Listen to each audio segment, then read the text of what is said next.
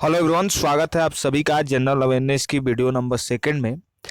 इससे पहले एक और वीडियो जो है वो आ चुकी है जहाँ पे हमने सवालों को डिस्कस करा था।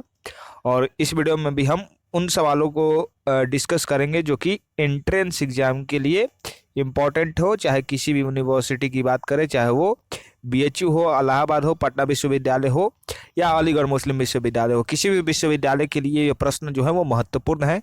लेकिन उससे पहले बता दें कि अगर आप पटना विश्वविद्यालय में एडमिशन लेना चाहते हैं बीए के लिए, तो वो हमारा एंट्रेंस कोर्स लॉन्च हो चुका है।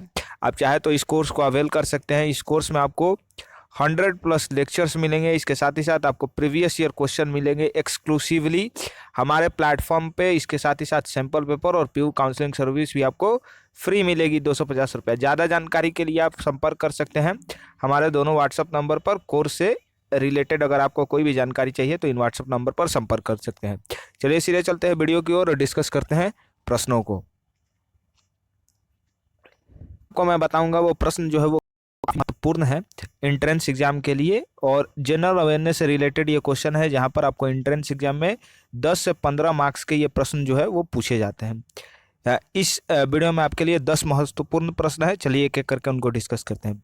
बड़ा कौन सा चीनी यात्री चंद्रगुप्त द्वितीय के दरबार में आया था? देखिए, चंद्रगुप्त द्वितीय जो है इनके दरबार में कौन सा यहाँ पर चीनी यात्री जो है वो आया था? तो उसका नाम था फाहियान। फाहियान जो था वो चीनी यात्री था जो कि चंद्रगुप्त द्वितीय के दरबार में आया था। वहीं हेन सांग जो था वो किसके शासनकाल में भारत आया था?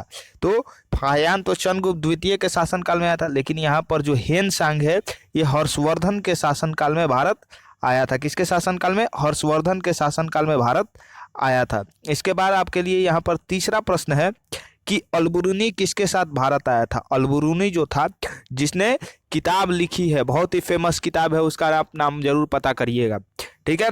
तो वो किसके शासनकाल में भारत आया था? तो महमूद गजनवी के शासनकाल में जो है वो अलबरूनी भारत आया था। फिर आपसे पूछ देगा कि सिंधु घाटी सभ्यता की जो समय अवधि है वो कब से कब तक मानी जाती है? भैया, सबसे फेमस सभ्यता कौन सी है? हड़प्पा सभ्यता।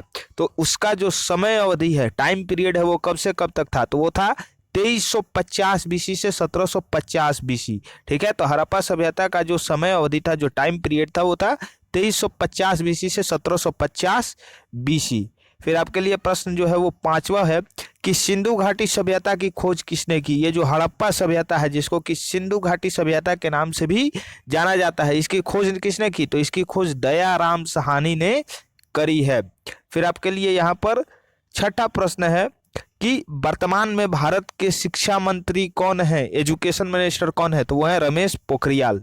फिर आपके लिए प्रश्न नंबर 7 है कि वर्तमान में भारत के नीति आयोग के अध्यक्ष कौन है? नीति आयोग के चेयरमैन कौन है? तो नीति आयोग का जो चेयरमैन होता है वो प्राइम मिनिस्टर होता है, यानी श्री नरेंद्र मोदी जो अभी हमारे देश के प्रधानमंत्री हैं, वही नीति आयोग के अध्यक्ष भी हैं। फिर आपके लिए प्रश्न है कि भारत के प्रथम गृह मंत्री कौन थे? भारत के प्रथम होम मिनिस्टर कौन थे? तो भारत के प्रथम होम मिनिस्टर थे सरदार वल्लभ भाई पटेल, ठीक है।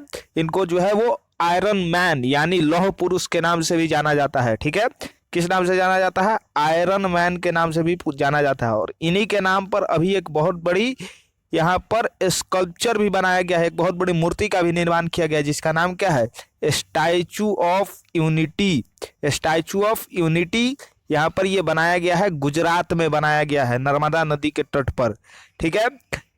फिर आपके लिए यहाँ पर अगला प्रश्न है कि प्रथम विश्व युद्ध की समय अवधि कब थी, कब से कब तक थी? टाइम पीरियड कब से कब तक था? तो 1914 से 1918 के बीच में जो है वो प्रथम विश्व युद्ध हुआ था। इसको आप जरूर याद रखिएगा, ये प्रश्न पूछा भी गया है पिछली बार एंट्रेंस एग्जाम में, पटना विश्वविद्यालय के एंट्रेंस एग्जाम में। फिर आपके लिए है कि द्वितीय विश्व युद्ध की समय अवधि कब से कब तक थी? तो ये 1939 से 1945 तक थी। 1939 से 1945 तक जो है वो द्वितीय विश्व युद्ध की समय अवधि। तो ये आपके 10 महत्वपूर्ण प्रश्न थे, चाहे आप किसी भी यूनिवर्सिटी के लिए कर रहे हो प्रिपेयर।